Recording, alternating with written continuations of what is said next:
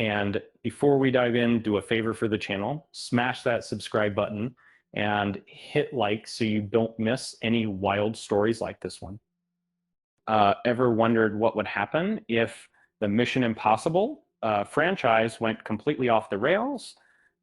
Imagine the creative minds behind the movies sitting down and daring each other to think bigger, weirder, and just plain crazier. That's exactly what David Koepp, the screenwriting wizard who helped craft the very first movie, recently shared. His vision takes Ethan Hunt somewhere he's never been before. Well, actually, it sends him hurtling through the sky. Let's wind back for a second. Koepp, who's not only tangled with rogue spies, but also survived dinosaur-filled islands and ancient booby-trapped temples, punched up the original Mission Impossible movie back in 1996. With director Brian De Palma and Video Population, and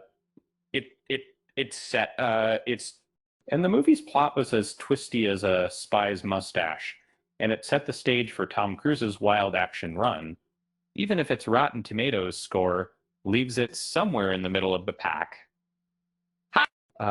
Turns out not everyone from the original TV series was thrilled, but audiences sure were. The movie ended up making an absolute fortune.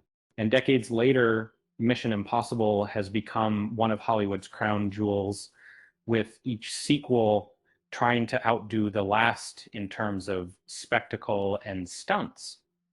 And fast forward to The Final Reckoning, which pulled off an impressive box office feat and delivered an emotional farewell for Cruise's unbreakable agent, Ethan Hunt. And this latest installment cost a mountain of money to make. And while critics gave it strong marks, there's a sense that the wildest ideas might still be waiting, the wings. Now, here's where things get bonkers. When brainstorming new directions, Koepp and De Palma imagined a 16-minute Mission Impossible film. The movie kicks off with Cruise's Ethan Hunt, but it's kind of do or die scenario, clinging to the outside of a rocket as it breaks loose. He tries everything, Swiss Army knives, clever contortions, all his gravity-defying flair. But after a spectacular dive to Earth, the impossible isn't possible anymore. Ethan Hunt bites the dust, and the credits roll almost immediately.